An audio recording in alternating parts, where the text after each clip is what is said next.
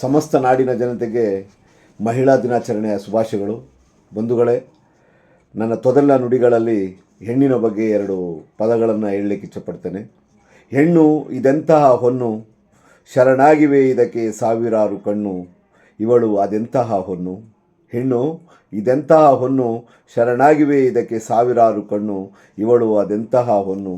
ಬರಿ ಕಣ್ಣಲ್ಲಿ ನೋಡಿದರೆ ಕಾಣದು ಇವಳ ಔದಾರ್ಯ, ಬರಿ ಕಣ್ಣಲ್ಲಿ ನೋಡಿದರೆ ಕಾಣದು ಇವಳ ಸೌಂದರ್ಯ, ಮನ ಬಿಚ್ಚಿ ನೋಡು ಇವಳದೆಂಥ ಔದಾರ್ಯ. ತೂಗುವಳು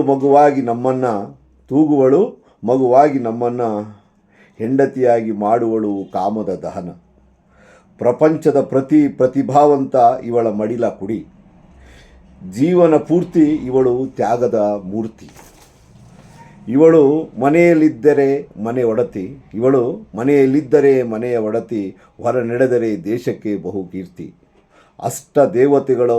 ಅಷ್ಟ ದೇವತೆಗಳನ್ನು ಆಡಿಸಿದ ಈ ಅಭಿನವಿ, ಎಲ್ಲರ ಇಷ್ಟಾರ್ಥಗಳನ್ನು ನೀಗಿಸುವ ಭಗೀರಥಿ.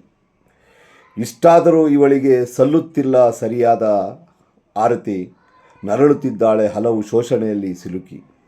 ಈಗಲಾದರೂ ಇವಳಿಗೆ ಬೇಕು ಸರಿಯಾದ ಆರತಿ, ಇಲ್ಲದಿದ್ದರೆ ಈ ದೇಶಕ್ಕೆ ಅಪಕೀರ್ತಿ.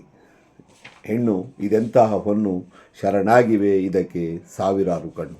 ನಮಸ್ಕಾರ.